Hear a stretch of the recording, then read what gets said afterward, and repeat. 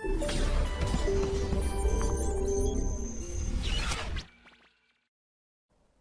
बच्चों, मैंने आपके सामने एक प्रॉब्लम लिखी है।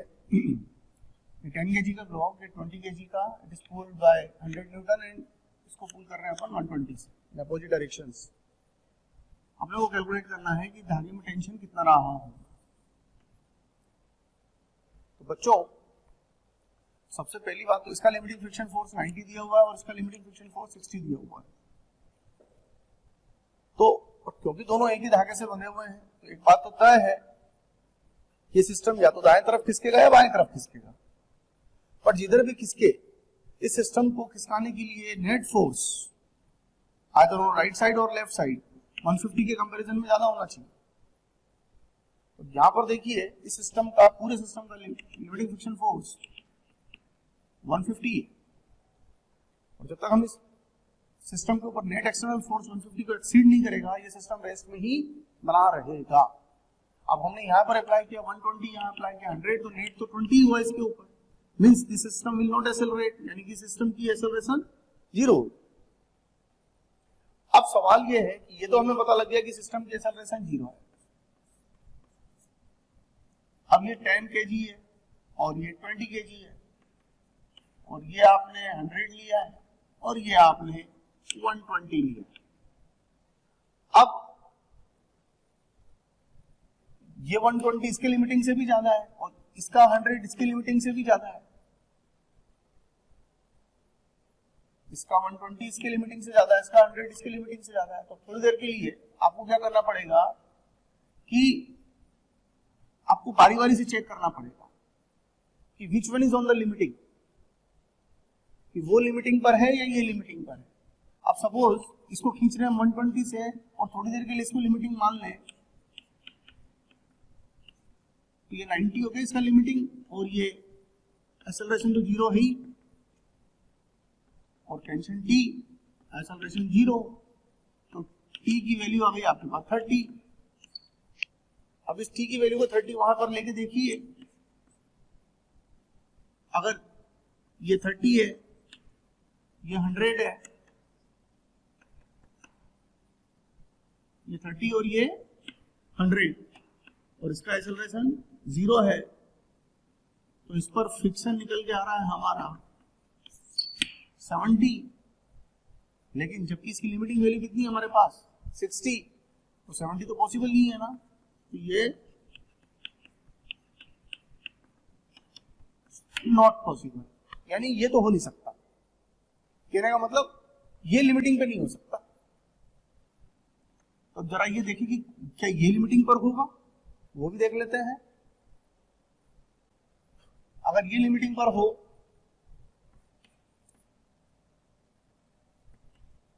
इसको 100 से खींच रहे हैं, अगर ये लिमिटिंग पर है तो ये 60 हो गया, आगे खींच रहे इसलिए पीछे लिया है। तो इस केस में T की वैल्यू आ रही है मेरे पास 40। अब अगर T की वैल्यू 40 है तो इसके ऊपर कंसीडर करके देखते हैं। ये अप्लाई किया हमने 120, टेंशन की वैल्यू आ रही है 40, बट इसका एक्सेलरेशन 0 है। अब अगर ये 120 है, ये 40 है, तो यहां पर जो फ्रिक्शन होगा 120 माइनस 40, यानी रिमेनिंग अमाउंट इससे बैलेंस हो रहा है 80 न्यूटन। और ये वैल्यू इसकी लिमिटिंग वैल्यू से कम है, फ्रिक्शन लिमिटिंग वैल्यू से कम तो हो सकता है लेकिन फ्रिक्शन लिमिटिंग वैल्यू से ज्यादा नहीं हो सकता। इसका मतलब ये पॉसिबल सिचुएशन। तो अल्टीमेटली ये हमारा फाइनल आंसर है। तो टेंशन की वैल्यू कितनी बोलेंगे हम 40 Newton. Tension in the thread is 40 Newton. And friction की बात करें तो ये अपने लिमिटिंग पर है जिसमें 60 न्यूटन का फोर्स है लेफ्ट में, और ये अपने लिमिटिंग से कम पर है जिसमें 80 न्यूटन का फोर्स है राइट। इस ब्लॉक और फ्लोर के बीच में जो फ्रिक्शन आएगा वो 60 का आंसर होगा, और इस ब्लॉक और फ्लोर के बीच में जो आंसर आएगा वो 80 न्यूटन का रहेगा। ये मतलब। चलिए बच्चों, एक और सिचुएशन पे हम थोड़ा चर्चा करते हैं। दो ब्लॉक से इंक्लाइन प्लेन पर रखे हैं। कोफिशिएंट ऑफ फ्रिक्शन 0.3 है, उसके लिए कोफिशिएंट ऑफ फ्रिक्शन 0.1 है। 37 का एंगल है, वो 53 का एंगल है। अब यहां पर बच्चों हमें एक्सेलरेशन ऑफ द ब्लॉक्स देखना है, इन दोनों का एक्सेलरेशन क्या रहा होगा। पहली चीज तो दोनों का एक्सेलरेशन सेम ही रहेगा, क्योंकि दोनों एक ही धागे से कनेक्टेड हैं। एक जितना ट्रेवल करेगा दूसरा भी उतना ही ट्रेवल करेगा। क्यों? क्योंकि दोनों का मोशन जब भी होगा अलोंग द थ्रेड ही होगा।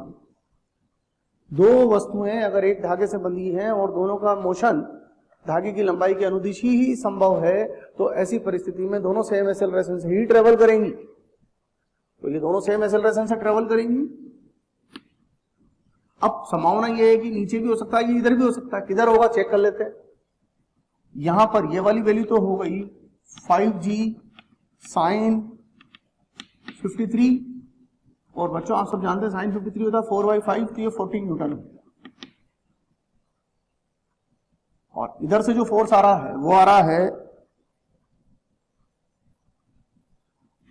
10g sin 37, और 10g sin 37 जो होता है वो होता है 3/5 को मल्टीप्लाई करूंगा 3/5, तो 10 3 जा 30, 10 जा 300/5, 300/5 यानी कि 60 की वैल्यू ये होगी। अब इसका लिमिटिंग फ्रिक्शन फोर्स कैलकुलेट करते हैं, इसको A और इसको B बोल देते हैं। तो FL1 इसका लिमिटिंग वैल्यू देखते हैं। यहां नॉर्मल फोर्स जो होगा वो 10g cos 37 के इक्वल होगा, और यहां जो नॉर्मल फोर्स होगा वो होगा 5g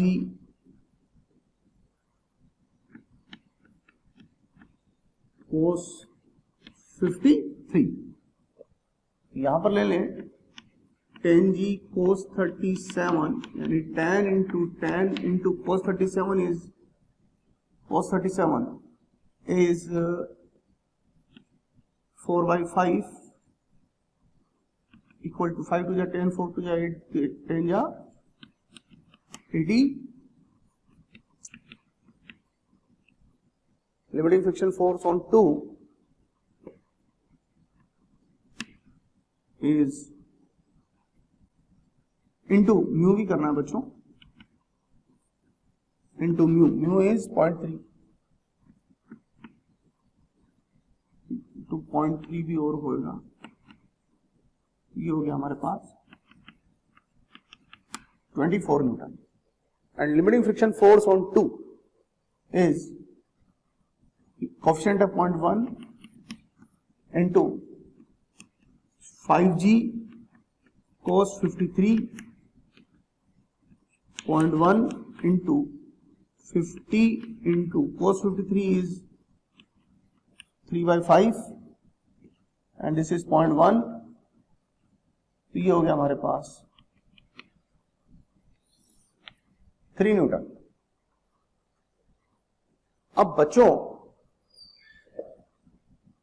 अगर हम कंपैरिजन करें, ये 60 है, ये 40 है, ये 60 सिस्टम को लेफ्ट में खींचना चाहता है, तो राइट में तो सिस्टम चल नहीं सकता क्योंकि छोटा है इससे, तो अल्टीमेटली जब भी चलेगा इधर ही चलेगा। अब चल पाएगा या नहीं चल पाएगा वो कंपैरिजन कर लेते हैं। नेट ड्राइविंग फोर्स वो कितना हो गया 60 - 40 20 Newton. And net retarding force, net retarding force on the system वो है हमारा 24 + 3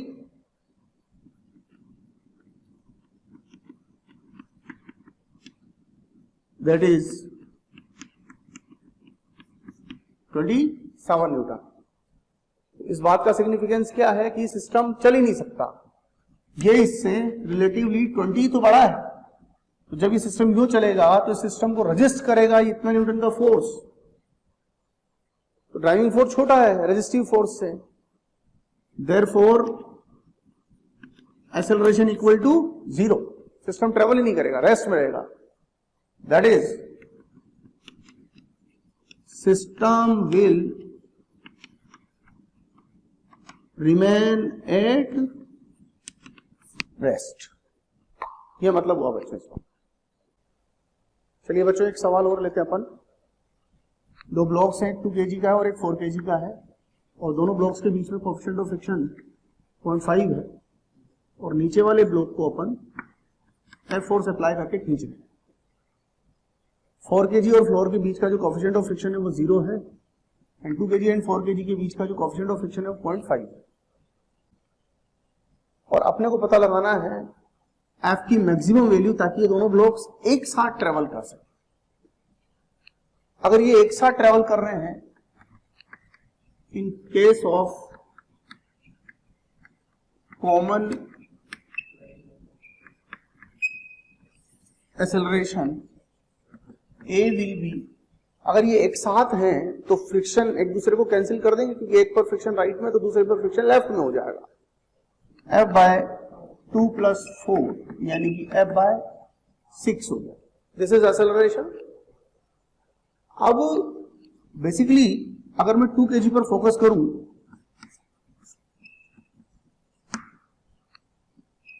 acceleration of B relative to A is 0।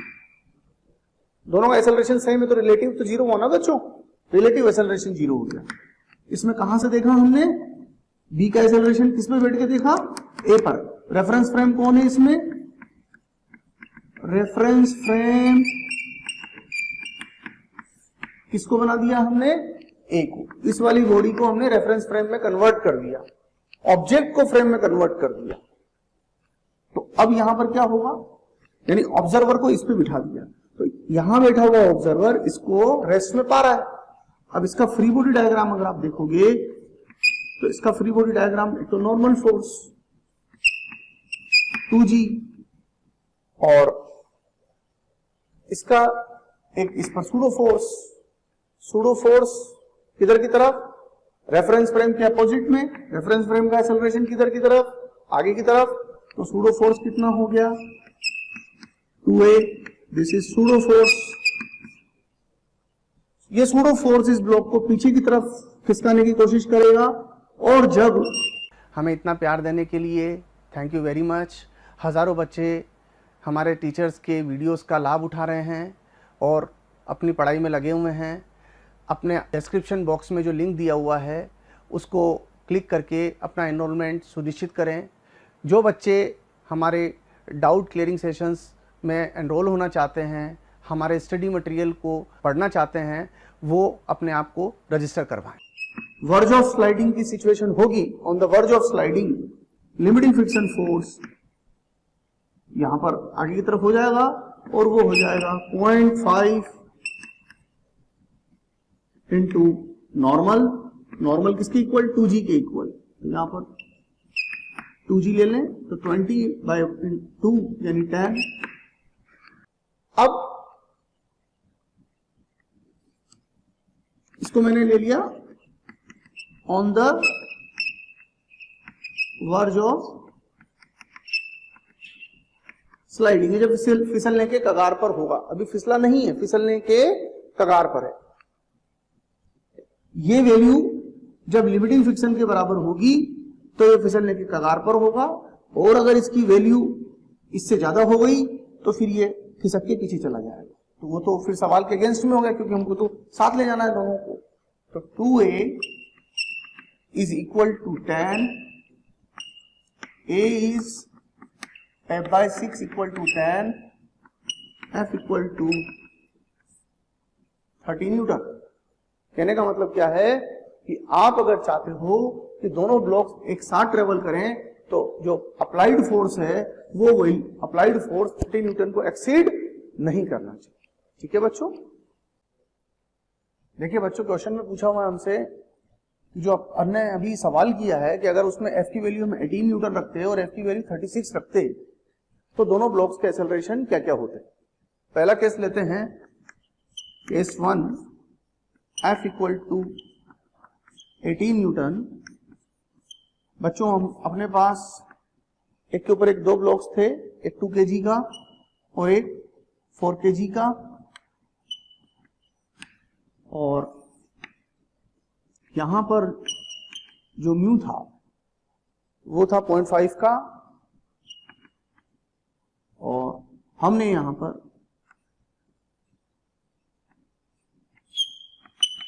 जो फोर्स अप्लाई किया है वो है 18 न्यूटन का। बच्चों क्योंकि अभी हम प्रूव कर चुके हैं कि अगर अप्लाइड फोर्स 30 न्यूटन से कम है तो दोनों ब्लॉक साथ चलेंगे, तो एक्सेलरेशन विल बी F/6, 18/6 यानी कि 3 मीटर पर सेकेंड स्क्वायर का एक्सेलरेशन होगा। Case 2, F is 36 Newton, F की वैल्यू 36 न्यूटन है। अब दूसरे केस में हमने क्या किया बच्चों, ये 2 kg, ये 4 kg और ये फोर्स लिया हमने 36 न्यूटन का, और म्यू की वैल्यू है 0.5।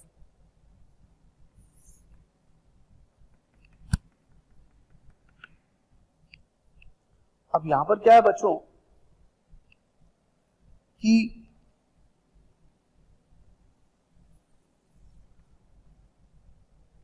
इस केस में क्या होगा बच्चों, यहां पर जो लिमिटिंग फ्रिक्शन फोर्स है वो सूडो फोर्स उससे ज्यादा हो जाएगा, तो इस कारण से ये ट्रेवल करेगा लेफ्ट में, तो इस पर फ्रिक्शन की काम करेगा राइट साइड में। इस पर फ्रिक्शन ले लिया Fk, तो इस पर फ्रिक्शन की डायरेक्शन होगी इसके अपोजिट। यहां अप्लाई किया हमने 36 न्यूटन, इसका एक्सेलरेशन A1 एज्यूम कर लीजिए और इसका acceleration A2 assume, with respect to ground ही देख रहे हैं, A1 A2 are with respect to ground.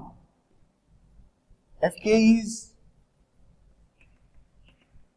0.5 into 20 यानी कि 10 न्यूटन। A1 हो जाएगा 10/2, 5 मीटर पर सेकेंड स्क्वायर, एंड A2 हो जाएगा 36 माइनस 10/4, 26/4, यानी कि यह हो गया आपका 6.5 मीटर पर second. These are the final answer to this question. तो बच्चों 2 ब्लॉक सिस्टम पर काम कर रहे हैं हम। कल मैंने जो एग्जांपल लिया था उसमें लोअर सरफेस को स्मूथ लिया था और अपर सरफेस को रफ लिया था। अब आज जो मैं एग्जांपल ले रहा हूं उसमें मैंने दोनों सरफेसेस को रफ लिया है। Coefficient of friction for this contact is 0.5 and for this contact it is 0.1।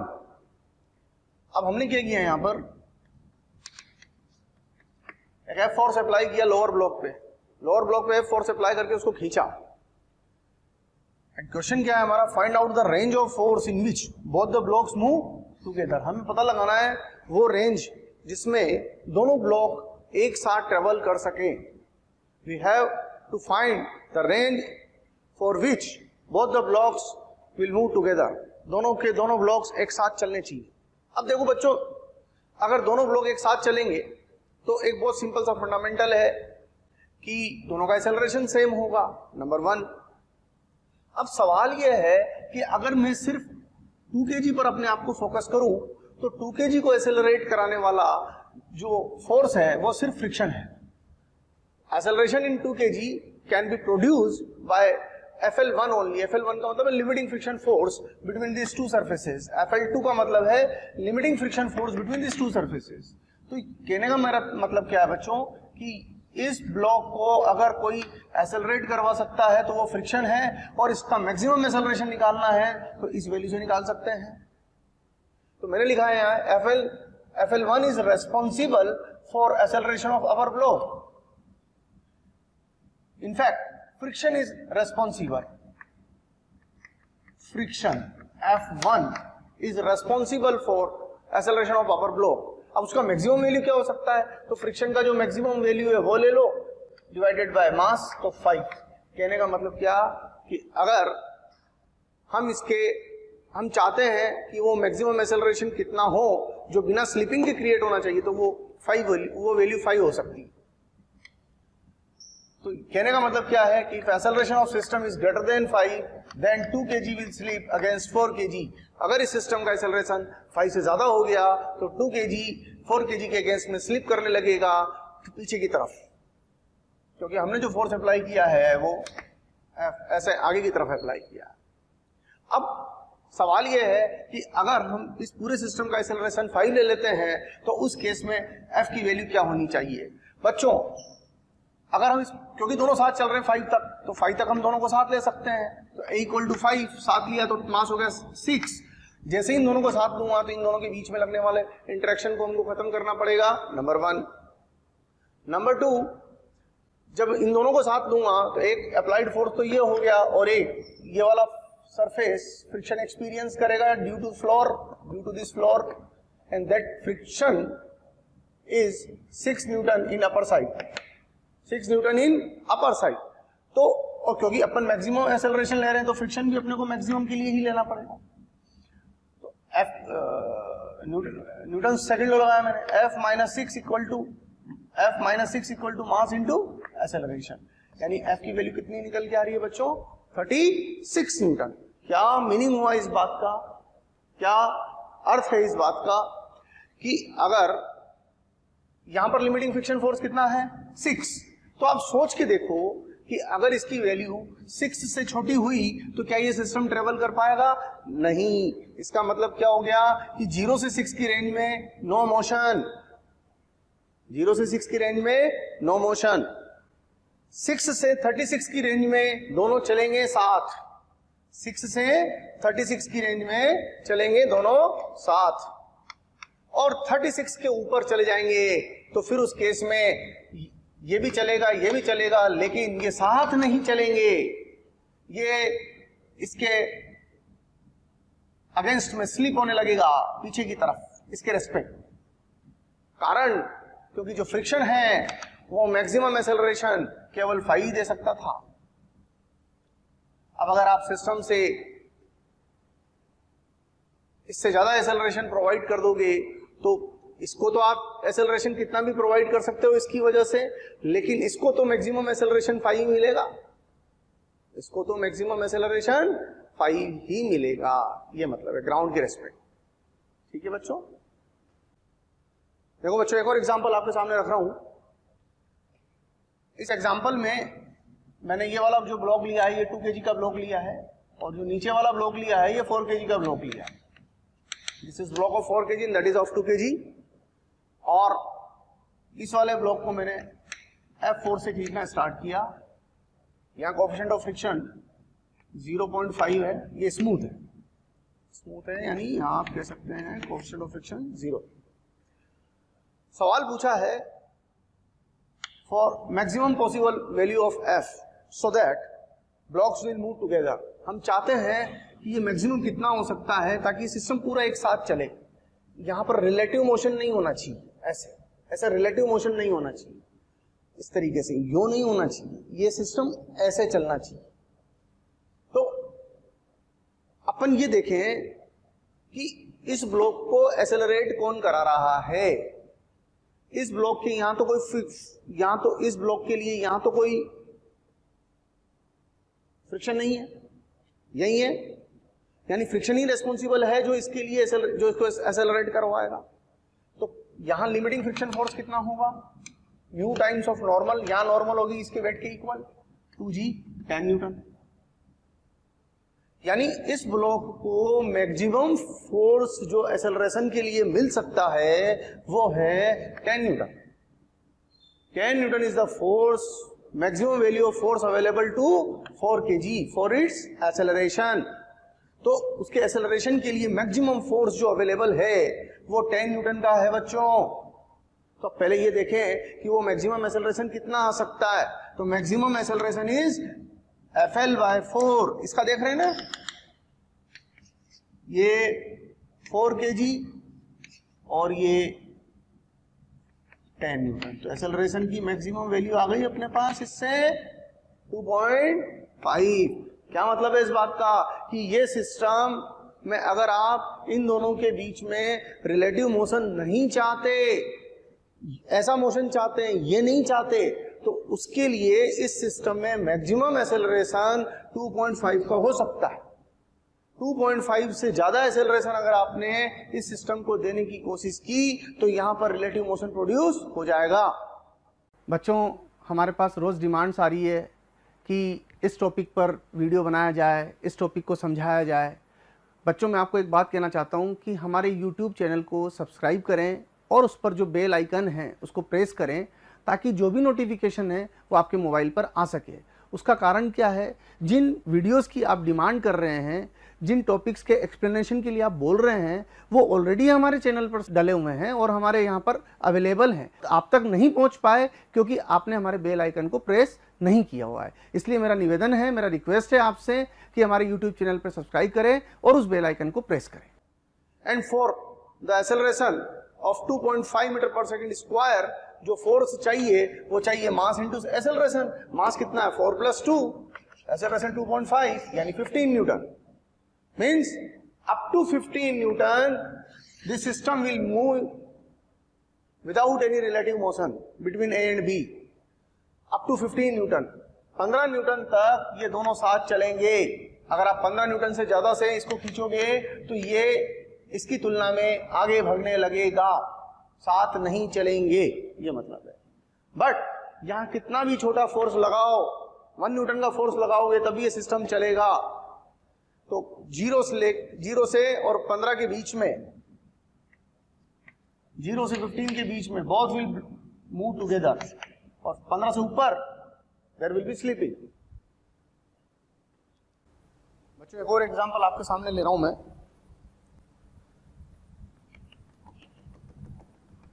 इस केस में हम क्या कर रहे हैं समझने की कोशिश करिएगा। ये ब्लॉक 2 kg का है और ये ब्लॉक 4 kg का है, और इस ब्लॉक को हम F4 से पुल कर रहे हैं, और यहां पर दोनों जगह रफनेस है। यहां पर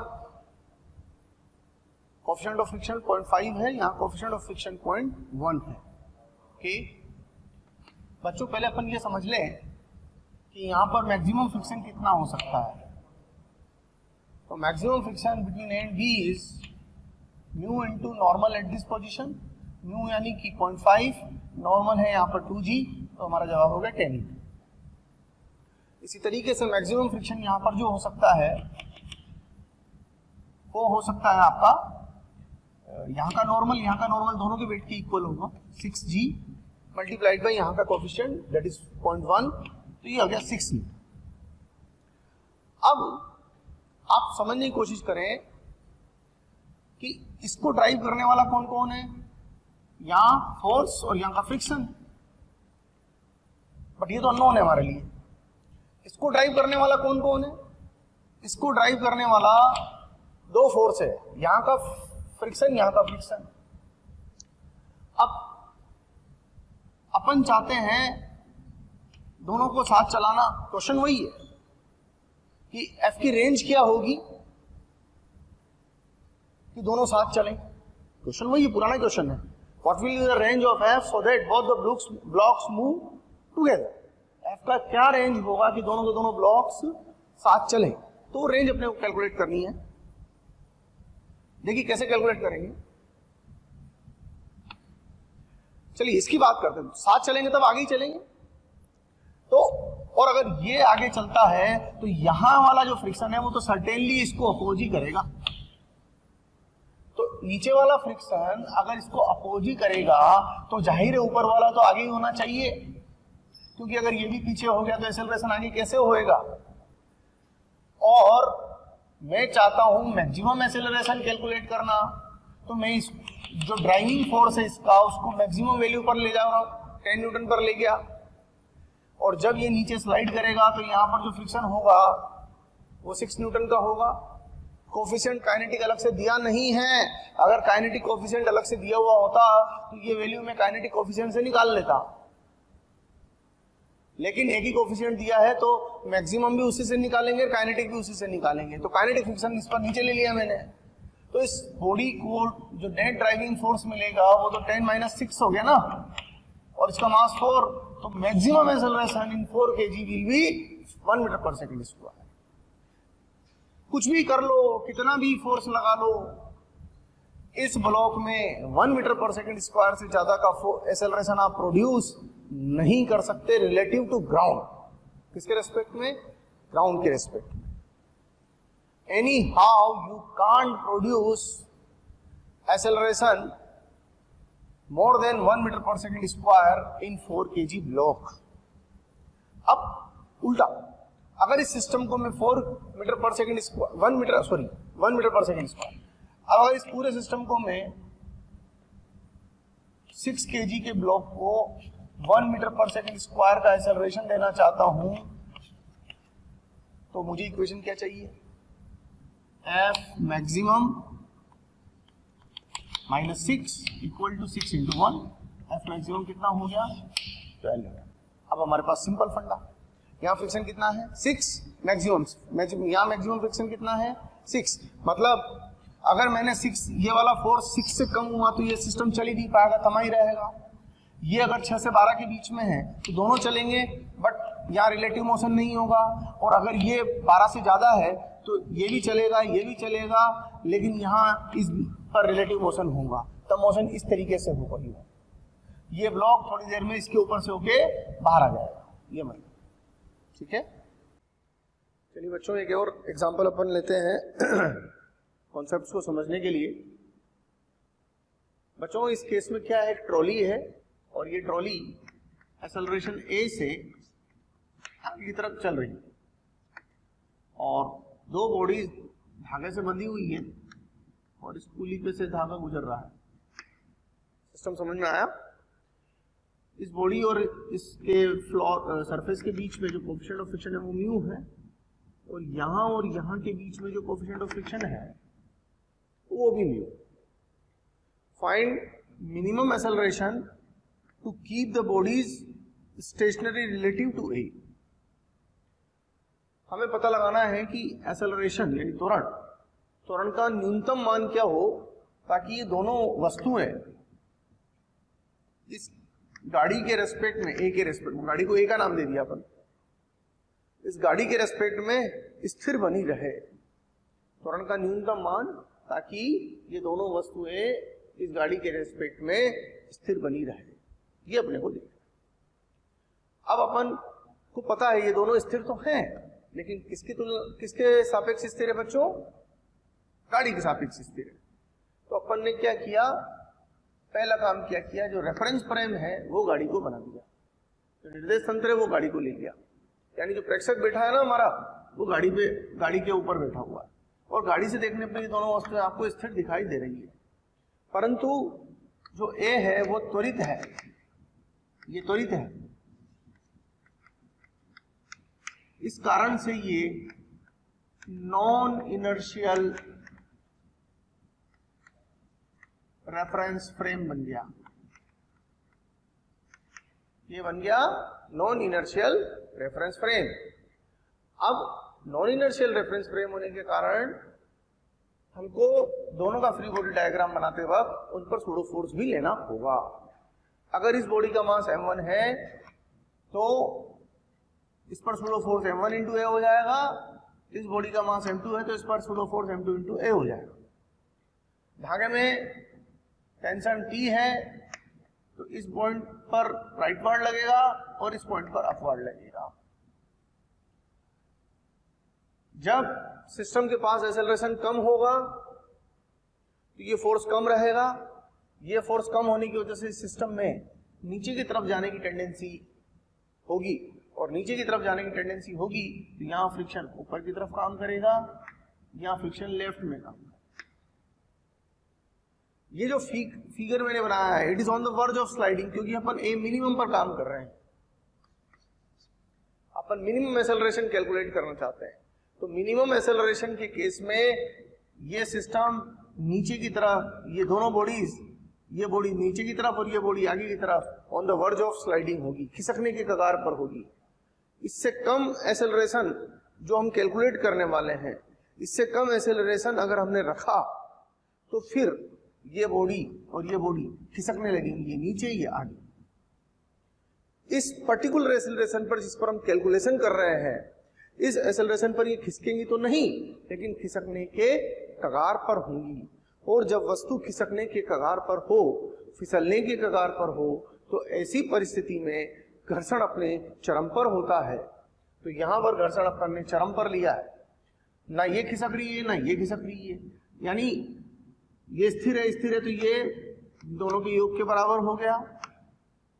यहां पर जो नॉर्मल फोर्स है वो इसके बराबर हो जाएगा और इन दोनों का योग इसके बराबर हो जाएगा। तो T प्लस F2 बराबर mg, अथवा इस बात को अपन ऐसे भी लिख सकते हैं F2L। F2L का मतलब सीमांत घर्षण बल, सीमांत घर्षण बल होता mu N, mu into N, N मतलब M2 इंटू ए। तो T प्लस M2 इंटू ए बराबर mg, T प्लस ये बराबर ये। और T का मान बच्चों यहां से यहां रख दिया मैंने, T की वैल्यू को यहां से मैंने यहां रख दिया। तो ऐसा हमारे पास इक्वेशन बन गई और ए का मान निकल के आ गया। बट सवाल में हमें दोनों द्रव्यमान बराबर दे रखे हैं, मैंने दोनों द्रव्यमान बराबर रख दिए, मान लीजिए m रख दिया। तो फाइनल आंसर आ गया हमारा 1 minus mu upon 1 plus mu into जी।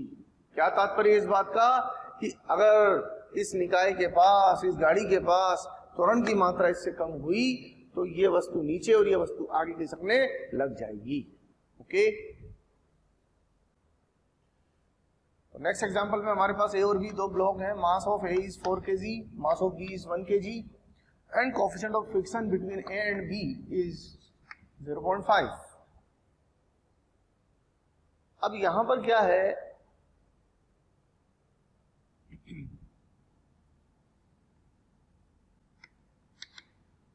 F फोर्स से हम इस सिस्टम को पुश कर रहे हैं। ये सरफेस स्मूथ सरफेस है, हियर कोएफिशिएंट ऑफ फ्रिक्शन 0 है। हमें पता लगाना है find range of F so that B is at rest relative to 4 kg। हमें F की रेंज पता लगानी है ताकि ये B इसके रेस्पेक्ट में रेस्ट में रहे। बहुत सिंपल सा फंडामेंटल है। एक तो कि अगर ये दोनों, ये इसके रेस्पेक्ट में रेस्ट में इसका साथ चल रहे हैं, और जब साथ चल रहे हैं ये 5 kg का सिस्टम हो गया, और इस 5 kg के सिस्टम को आप F4 से आगे ले जा रहे हैं विद सम एक्सेलरेशन a, तो a की वैल्यू हो जाएगी f/5। ठीक, अब एक इक्वेशन तो आ गई हमारे पास ये।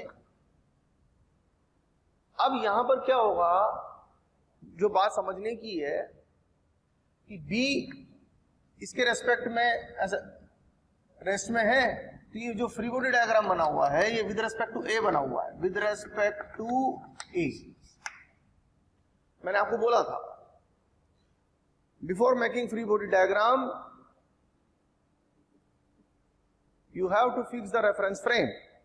बच्चों, अगर आपको हमारे वीडियोस पसंद आते हैं, आपको हमारा पढ़ाया हुआ समझ आता है, तो आप हमारे वीडियोस को लाइक करें, शेयर करें। इससे आपको भी बेनिफिट होगा और साथ में ज़रूरतमंद स्टूडेंट्स तक हमारी बात पहुंच पाएगी। बच्चों, आपका जो प्यार इसमें हमें मिलता है, उससे हमें मोटिवेशन मिलता है, वो हमारे लिए बूस्टर डोज का काम करती है। और हम चाहते हैं कि इसी तरह आपका प्यार मोहब्बत हमें मिलती रहे, ताकि हम इसी एनर्जी के साथ बराबर लगे रहें। आपको फ्री बॉडी डायग्राम बनाने से पहले रेफरेंस फ्रेम फिक्स करना पड़ता है कि हम चीजों को कहां से देख रहे हैं। तो हम चीजों को कहां से देख रहे हैं बच्चों, ऑब्जर्वर को अपन ने ए पर बिठा दिया, ए पे बिठाया तो ये स्थिर दिखाई दिया, ये बी स्थिर है।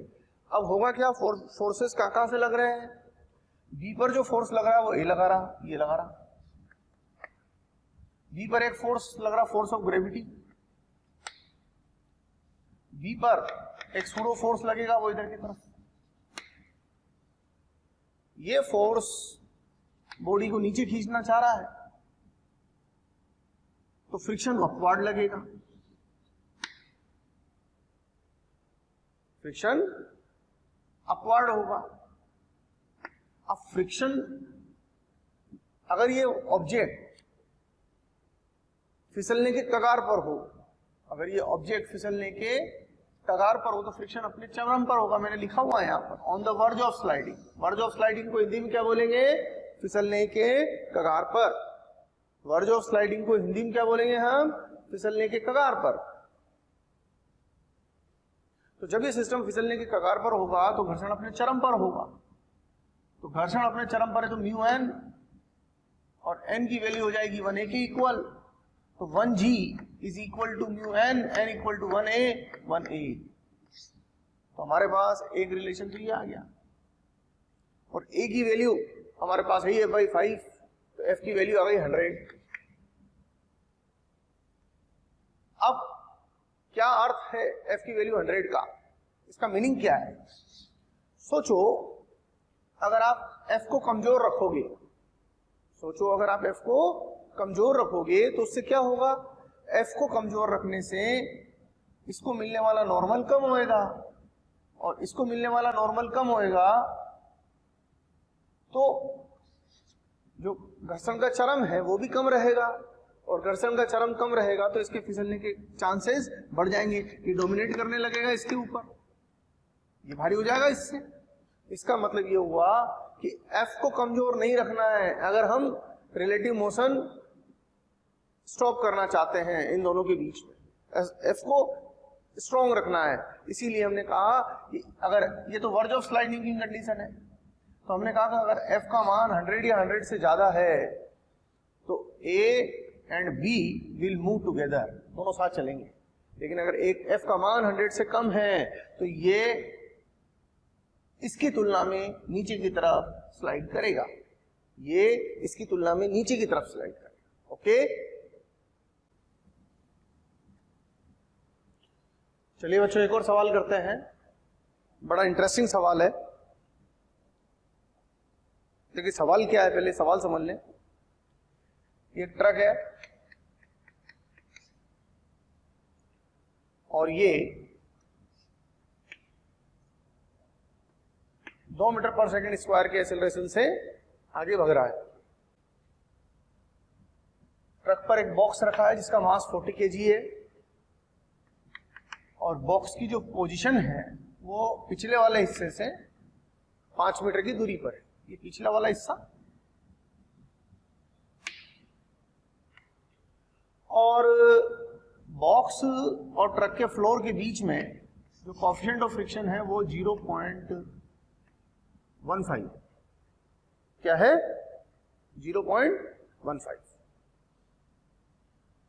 अब सवाल क्या पूछा हुआ है कि जब ये बॉक्स इस पिछले वाले हिस्से से नीचे गिरेगा, उस अंतराल में कि ट्रक कितना आगे बढ़ चुका होगा।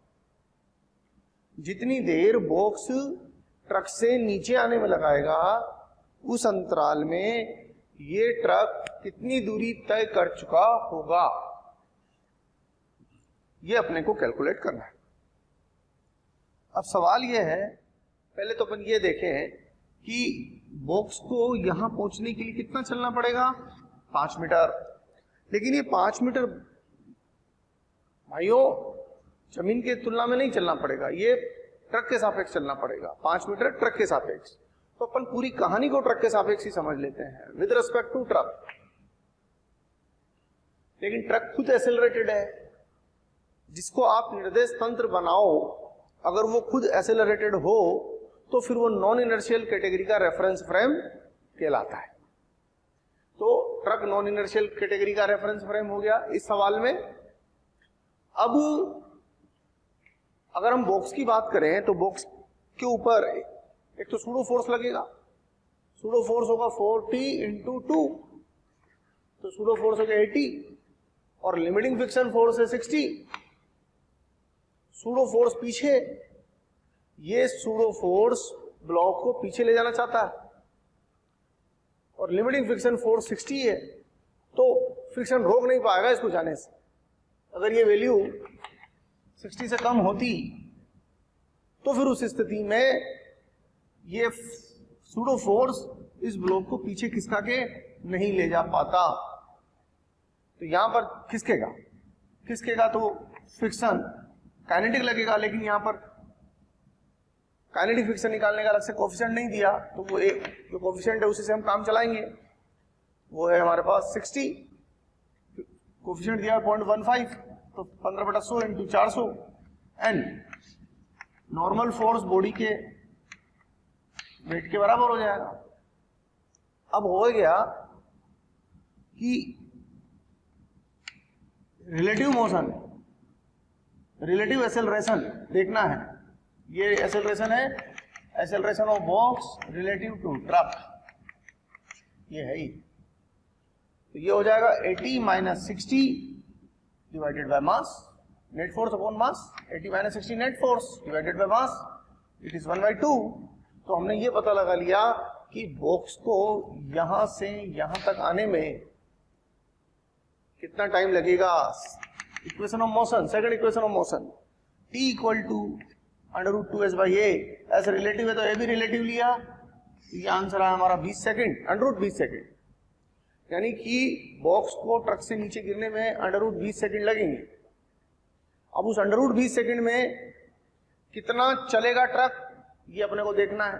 तो ट्रक के द्वारा तय दूरी ½ ये ए मतलब ट्रक का ए, तो 1/2 इंटू 2 इंटू √20 का स्क्वायर यानी 20, तो 20 मीटर आएगा। इसका मतलब ये हुआ कि जब ये बॉक्स पिछवाड़े से नीचे गिरेगा उस वक्त ट्रक अपनी प्रारंभिक स्थिति से 20 मीटर की दूरी पर होगा, ये मतलब है इसका। प्यारे बच्चों, एक एग्जांपल और लेते हैं, बड़ा फैंटास्टिक एग्जांपल है।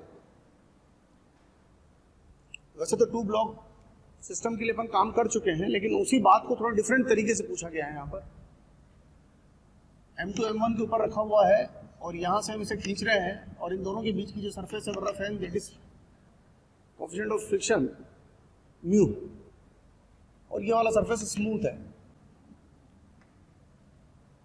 A0 एक पॉजिटिव कांस्टेंट है, A1 A का एक्सेलरेशन है, A2 B का एक्सेलरेशन है with respect to ground. Find acceleration with time, अपने को एक्सेलरेशन की वैल्यू टाइम के साथ कैलकुलेट करना। तो क्या होगा बच्चों, जब F वीक रहेगा तो दोनों साथ चलेंगे, जब F स्ट्रॉन्ग हो जाएगा तो ये स्लाइड करने लगेगा इस पर। तो मैंने पहले लिया है इफ बोथ मूव टुगेदर, दोनों साथ चलें। साथ चलने में तो बहुत बेसिक सा काम, if both move together then force upon mass, total mass is acceleration। तो मैक्सिमम एक्सेलरेशन क्या हो सकता है कि दोनों साथ चलें। तो मैक्सिमम एक्सेलरेशन दोनों साथ चलने के लिए अपन बात को समझने की कोशिश करिएगा। मैक्सिमम एक्सेलरेशन क्या हो सकता है कि दोनों साथ चलें। इसको चलाने वाला फोर्स सिर्फ फ्रिक्शन फोर्स है, पहले बार चर्चा कर चुका हूं मैं, और वो लिमिटिंग फ्रिक्शन फोर्स, और यहाँ limiting friction force mu times of its weight, ये M2G।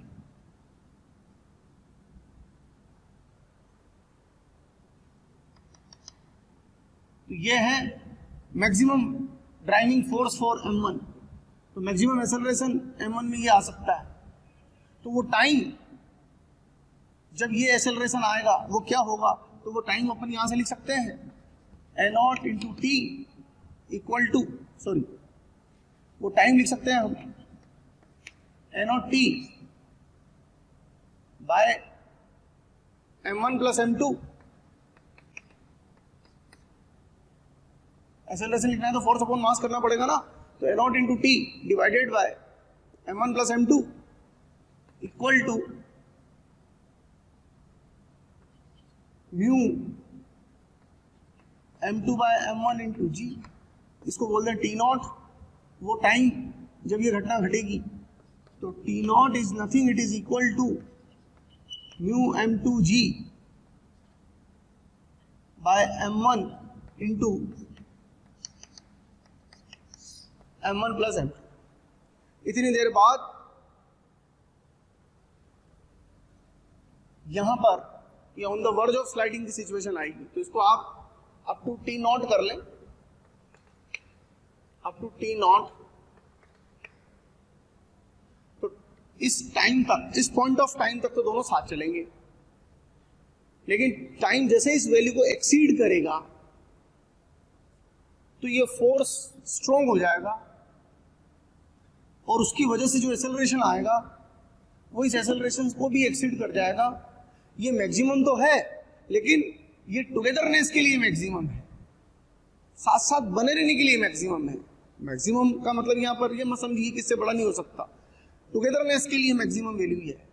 जब टाइम इससे बड़ा हो जाएगा तो फिर ये इस पर स्लाइड करने लगेगा, दोनों सेपरेटली चलेंगे। इसका एक्सेलरेशन a2 ले लिया मैंने, इसका एक्सेलरेशन a1 ले लिया मैंने। ये स्लाइड करेगा आगे, फ्रिक्शन एक्सपीरियंस करेगा पीछे, इसका रिएक्शन इस पर आगे लगेगा, तो a2 तो आ जाएगा this force a2 is applied force minus retarding force divided by मास, और a1 आ जाएगा ड्राइविंग फोर्स डिवाइडेड बाय मास।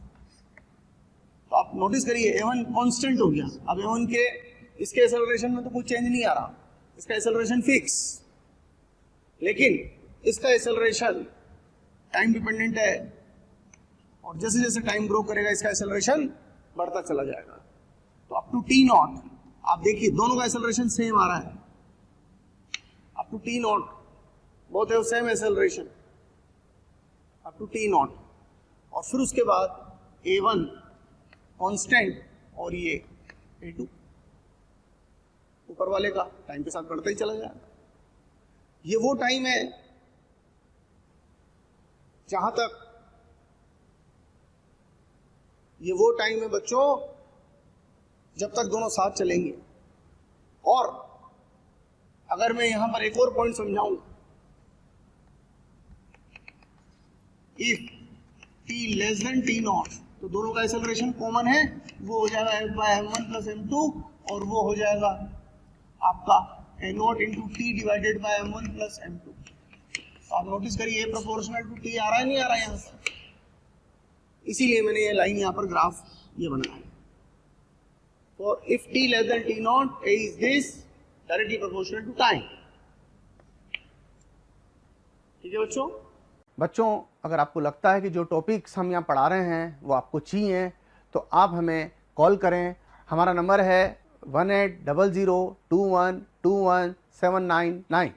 एक बार मैं फिर से रिपीट कर रहा हूँ बच्चों, नंबर बहुत याद रखना बहुत ज़रूरी है, 180021217999। Thank you very much.